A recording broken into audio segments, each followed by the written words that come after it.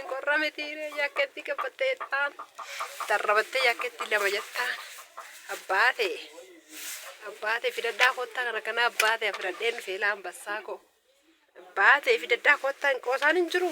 Qoosinaa dhugaadha. Danda'amu maanni anuu gurraachee maalan godhaa dhugaa waaqayyo. Qufaan kun beemanatti ta'an jirtu. Ijoo mala mala. Nagaa keessan hin daganne akkam jirtu nagaa jirtu fayyaa keessanii nagaa keessanii jirtu kabajamtoota obboleewwan kiyya barmeetaa mataa gurratti argaa jiru barmeetaa dha seegan bootaam caati fayyaa keessanii jirtu nagaa jirtu jirra galata waaqayyo nooraa ganni kun akkam jirti akkam sinitti jira ganni kun nuun akkana nutti jira la moona azim jedhi baga jiraatanii warri mana keenya haddisii taatan maatii nuu ta'a warreen turtan immoo saskilaabii godhaa nu jajjabeessaa laayik nu tuqaa kominti keessan nu balleessaa kominti keessan deebisuudhaaf nuni maalidha reediidha isiniin jenna hin qorramtu dhugaa ganama roobe Usedii sirriitti agarsiisa iddoonni jiru mana kootu bareedaadha malee.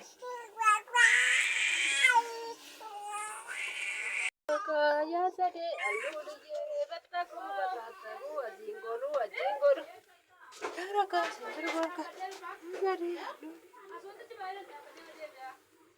bataku ingolu achimai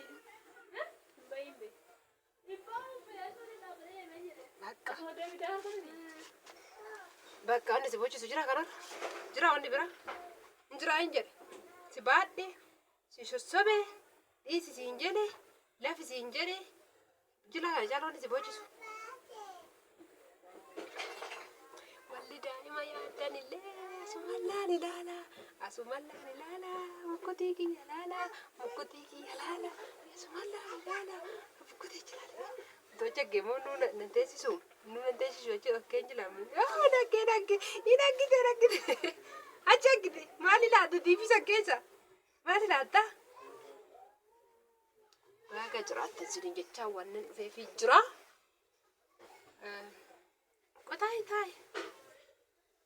Taai isin jedhedha koo egaa. Oka ammoo laa kabajnu gurba haa isa godhachuuf fudhadhu ishee.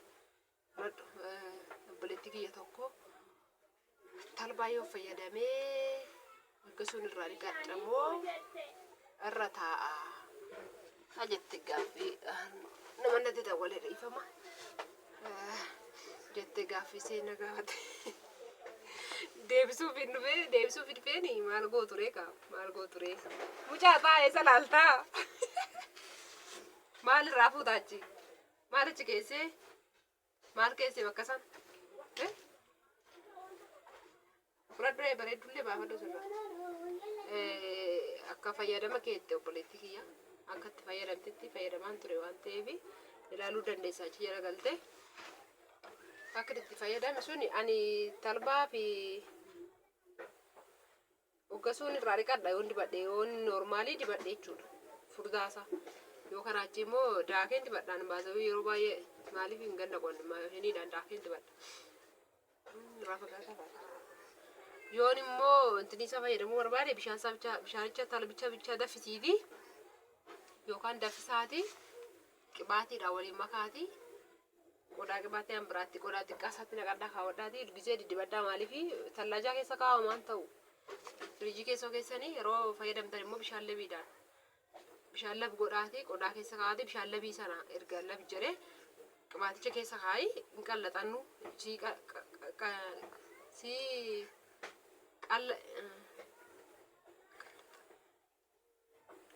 hin qallata qallaan naanni ta'uu dibattaa jechuudha.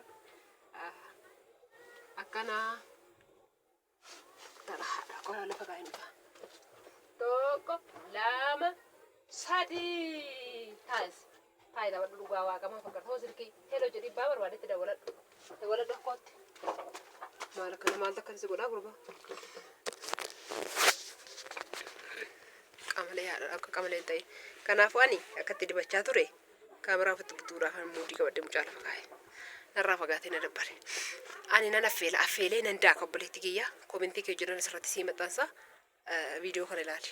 affeelee nan daaka daakeen dibadha nan cammaqa kee adursa wayyaan mooyitiin kee cammaqeen dibadha erga dibadhee kee ofirra tursiisee saati lamaan booda nan diqadha erga diqadhee kee qibaatiin biraa san dibadheen bakka lamatti shimadha ofirratti akkasi garuu ofirra kaa'uu barbaadde taanaan immoo sitti hirma dhaggeeffadhu miici talbaa dursa daffisi erga dafiftee irraa xallali erga xallaltee qibaatota haynata qabdu hunduma isaa walitti itti mammaki sanaan booda waliin maki sanaan booda labiisaa dibadhu labiisaa erga dibattee jettee dhugaadha labiisaa dibadhe erga labiisaa dibattee jettee maal taatee gurbaa bayeessa siita irraa hafaasaa sana firiijii kee kaa'ee boriftaan fayyadamuu gaafa barbaadde irraa miicisa kana miicitu sasitti maaruwa boriftaan gaafa fayyadamuu barbaaddu illee firiijii kee fuudhiitee bishaan lab godhi qodaatti naqite qodaa qibaatti sana bishaanicha keessa kaa'ee siif hin qallata labisii jedha diggaame hin dibatta jechuudha.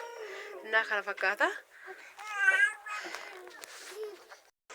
akkasii siin jedha obboleetti kiyya akkamitti akka hojjetamu immoo qo'ee hojjedhee sitti agarsiisan jira manaanan qaba amma mucaan hoggana godhataa jira naa dabee jira viidiyoo kana siif hin maxxansaa dhaggeeffadhuuti irraa fayyadami hojjedhee sitti agarsiisa samoona kana ishee waaqayyo jedhe nagaan tura.